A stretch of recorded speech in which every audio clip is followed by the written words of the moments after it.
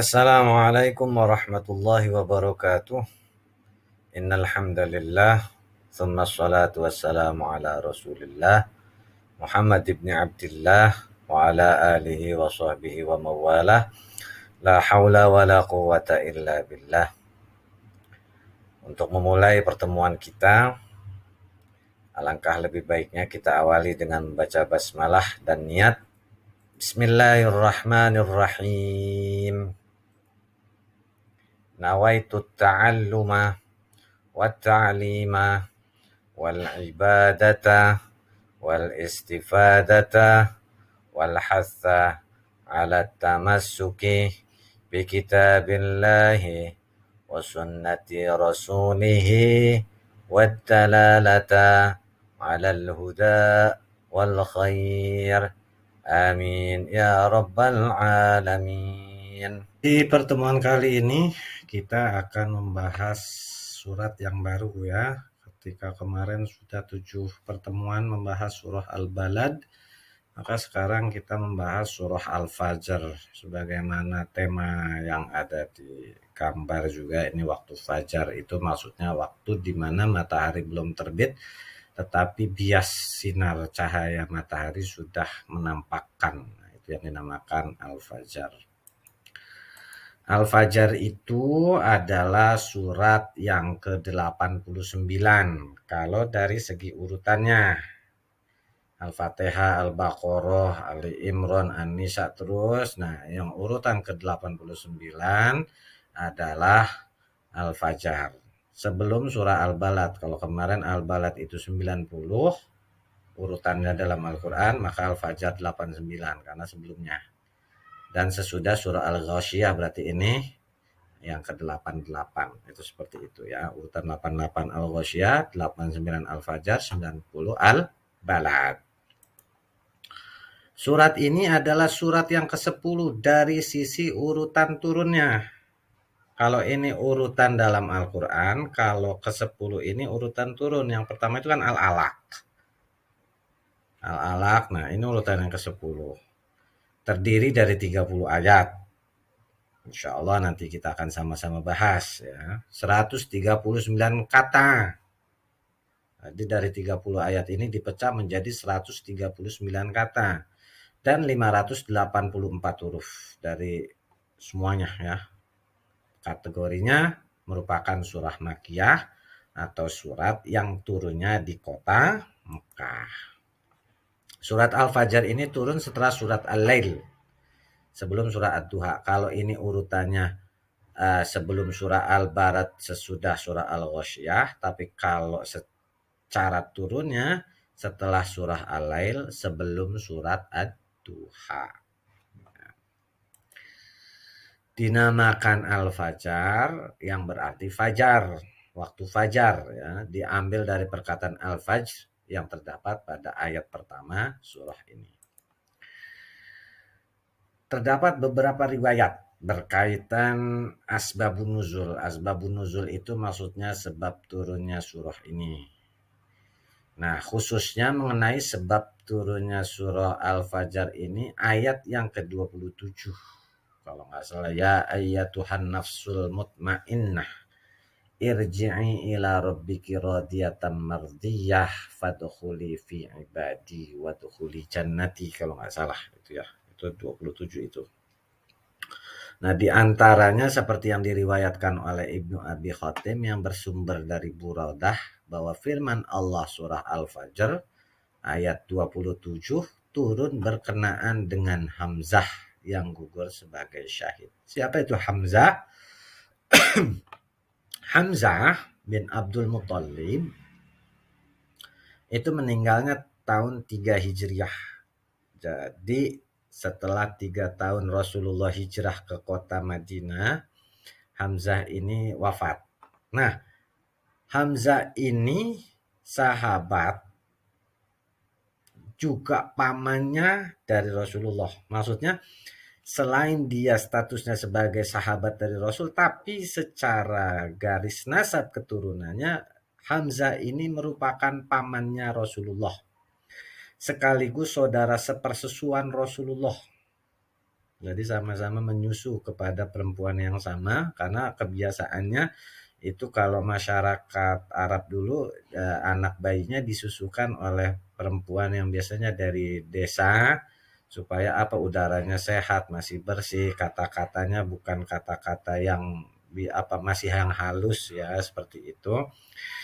Nah, Hamzah ini memiliki julukan Singa Allah karena kepahlawanannya saat membela Islam dan mendapatkan gelar Sayyidus Syuhada. Jadi, untuk sejarah Hamzah ini adalah seseorang panglima perang, di mana keberanian Hamzah itu ketika perang itu diakui.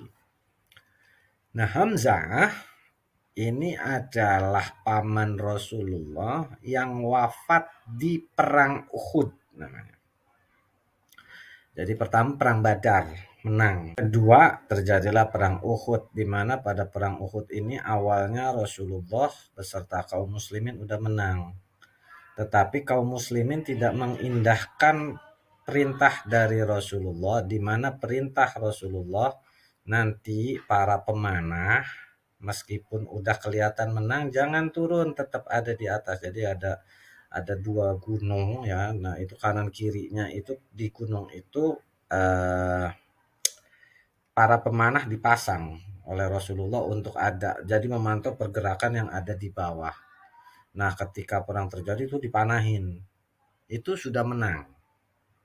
Nah, ketika sudah menang, itu kan diambil harta namanya harta jarahan atau harta rampasan perang. Ketika yang di bawah lagi diambil harta rampasan perang, itu Rasulullah udah berpesan kepada para pemanah, nanti apapun ceritanya jangan turun. Tapi karena melihat itu yang di bawah lagi ngambilin pedang, lagi ngambilin harta rampasan perang, ini ada sifat iri. Wow, yang di bawah lagi ngambilin harta perang tuh, rampasan perang. Ayo kita turun, kita ikutan ambil juga. Nah, karena tamak kepada harta, kalau dalam riwayat-riwayat itu seperti itu, mereka turun. Tanpa sadar, itu pasukan kafir Quraisy ada yang memutar dipimpin oleh Khalid bin Walid. Pada saat itu Khalid bin Walid belum masuk Islam. Muter balik dan ketika diserang balik, nah disitulah posisi kaum muslimin tidak siap. Padahal kalau mengikuti perintah dari Rasulullah untuk berada tetap di gunung, maka itu tidak akan terjadi kekalahan itu. Nah, salah satu yang gugur di medan Uhud ini adalah Hamzah, di mana Hamzah ini dalam riwayat itu ditombak ya, kematiannya itu ditombak oleh Wahsy.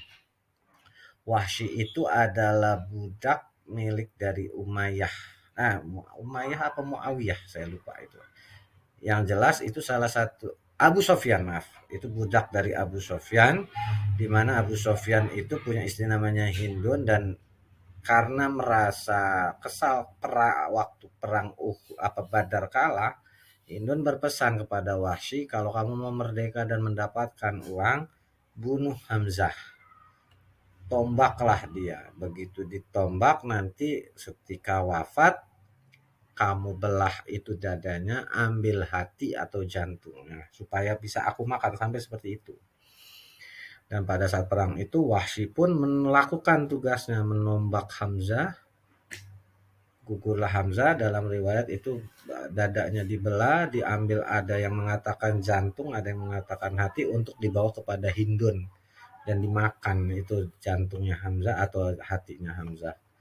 Nah, makanya digelari Singa Allah, Asadullah ya. Ada juga digelari Sayyidus Syuhada. Bahkan ketika yang lain sudah dimakamkan, untuk jenazah Hamzah ini masih dipandangi oleh Rasulullah. Karena apa? Bukan hanya paman, tetapi juga sahabat dan juga saudara sepersusuan dari Rasulullah Shallallahu Alaihi Wasallam. Ada juga yang meriwayatkan bahwa dari Ibnu Abi Hatim dari Juwaibir dari Ad-Dhahak yang berasal dari Ibnu Abbas, Rasulullah bersabda, siapa yang akan membeli sumur umat untuk melepaskan dahaga, mudah-mudahan Allah mengampuni dosanya. Sumur itu pun akhirnya dibeli oleh Utsman. Rasul pun bersabda, apakah engkau rela sumur itu dijadikan sumber minum bagi semua orang? Utsman mengiyakan, maka Allah menurunkan ayat ini, Al-Fajr ayat 27. Tadi Ada yang riwayat mengatakan itu Hamzah. Ada juga ini kisah yang berkaitan dengan yang namanya sumur rumat atau raumah, di mana pada saat itu masyarakat di Madinah sedang dilanda paceklik, kemarau. Nah, sumber air habis semua. Tinggal satu-satunya sumur yang masih ada itu milik orang Yahudi yang namanya sumur Raumah. Nah, orang muslim pada ngambil sumur ke situ, air ke situ tapi bayar. Nah, melihat itu Rasulullah sedih sehingga bersabda, "Siapa nih yang mau beli sumur rumah?" Supaya orang-orang pada nggak usah bayar beli air dan hilang hausnya, dahaganya hilang. Mudah-mudahan Allah mengampuni dosa. Nah, sumur itu pun dibeli oleh Utsman. Utsman itu sahabat dari Rasulullah yang merupakan Khalifah Rasyidin ya. Siapa itu Utsman? Utsman bin Affan adalah khalifah ketiga yang berkuasa pada tahun 644 sampai 656 dan merupakan khalifah Khulafa Ar-Rasyidin ya, Khalifah Ar-Rasyidin. Jadi Abu Bakar, Umar, Utsman, Ali. Itu ada 4 ya. Itu namanya Khulafa Ar-Rasyidin, Khalifah Rasyidin. Dengan masa kekuasaan terlama sama seperti dua pendahulunya, Utsman termasuk salah satu sahabat terdekat Rasulullah.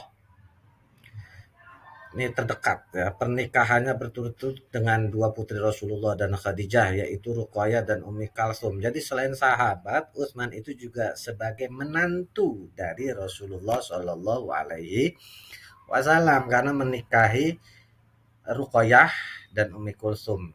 Jadi dinikahi Ruqayyah, lalu Ruqayyah meninggal, lalu menikahi Ummu Kalsum, ya, dua putri Rasulullah.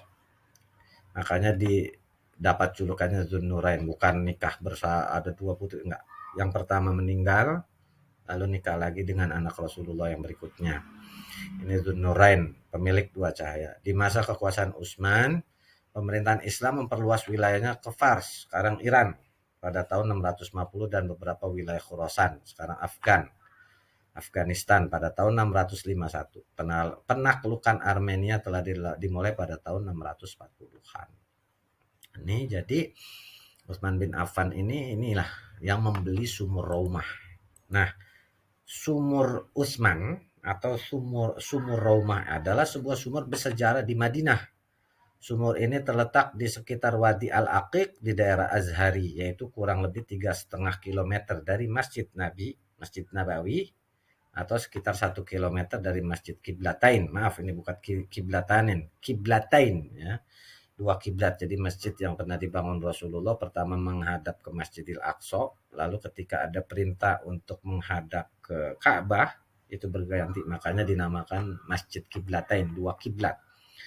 Nah, sumur Raumah ini sampai sekarang ada, banyak gambarnya, tapi Bapak tidak berani mana yang benar, yang akurat, yang mana.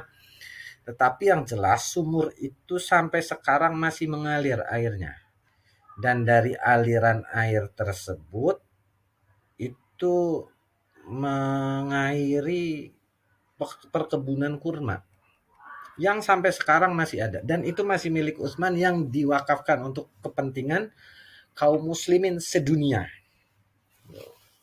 Makanya kalau kita mau amal atau harta kita nggak habis, maka sedekahkanlah semata-mata untuk kepentingan Allah. Dalam arti kepentingan Allah, membantu para hamba-hamba Allah. Ini di mana Sayyidina Utsman ini rela mengeluarkan uangnya membeli sumur yang mahal dijual oleh Yahudi supaya apa? Supaya kaum muslimin dan semua orang bisa minum tanpa harus bayar. Dan itu pun rela dibeli oleh Sayyidina Utsman. Dan setelah itu dihibahkan, diwakafkan untuk kepentingan kaum muslimin. Dan sampai sekarang sumur itu masih mengeluarkan air, bahkan mengairi perkebunan kurma yang ada di sekelilingnya, dan perkebunan kurmanya pun menghasilkan profit yang luar biasa. Wah, nah, Sayyidina Utsman adalah sahabat Rasulullah yang terkategori kaya raya. Bahkan karena sangat kayanya, pernah dia nggak mau kaya membeli kurma yang busuk ya. Ternyata begitu beli kurma yang busuk pada saat itu, ternyata kurma yang busuk malah justru dicari karena buat pengobatan. Akhirnya kaya lagi terus. Itu Sayyidina Utsman. Bahkan kekayaannya sampai saat ini itu masih ada. Karenanya kita dianjurkan ketika kita berbuat, maka berbuatlah semata-mata lillah. Semata-mata karena Allah Subhanahu wa taala. Sekarang kita akan sama-sama baca surah Al-Fajr. Pesan Bapak, bagi kalian yang belum berwudu, berwudulah. Yang belum menutup auratnya dengan sempurna, maka tutuplah. Karena yang akan sama-sama kita baca adalah Al-Quran, yaitu firman Allah Subhanahu wa Ta'ala. A'udzu billahi minasyaitonir rajim. Bismillahirrahmanirrahim. Wal fajr وليال عشر والشفع والوتر والليل إذا يسر هل في ذلك قسم لذي حجر ألم تر كيف فعل ربك بعاد إرم ذات العماد التي لم يخلق مثلها في البلاد وثمود الذين جابوا الصخر بالواد وفرعون ذي الأوتاد الذين طغوا في البلاد فأكثروا فيها الفساد فصب عليهم ربك صوت عذاب إن ربك لبالمرصاد فأما الإنسان إذا ما ابتلاه ربه فأكرمه ونعمه فيقول ربي أكرمن وأما إذا ما ابتلاه فقدر عليه رزقه فيقول ربي أهانن كلا بل لا تكرمون اليتيم ولا تحاضون على طعام المسكين وتأكلون التراث أكلا لما وتحبون المال حبا جما كلا إذا دكت الأرض دكا دكا وجاء ربك والملك صفا صفا وجيء يومئذ بجهنم يومئذ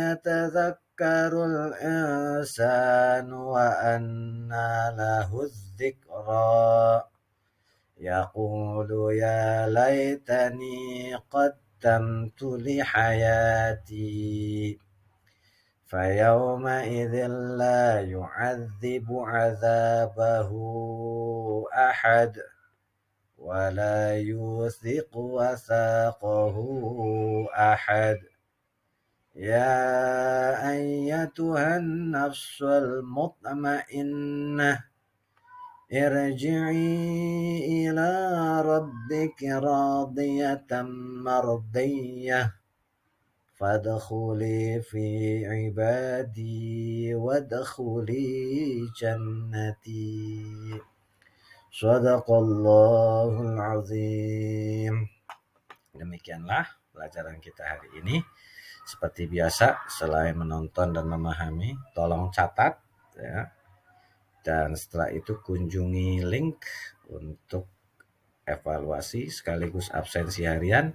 Adapun untuk password yang Bapak gunakan adalah kata fajar. Untuk mengakhirinya, kita akhiri dengan kafaratul majlis. Subhanakallahumma wa bihamdika asyhadu an la ilaha illa anta astaghfiruka wa atubu ilaik. Walhamdulillahi rabbil alamin. Wassalamualaikum warahmatullahi wabarakatuh.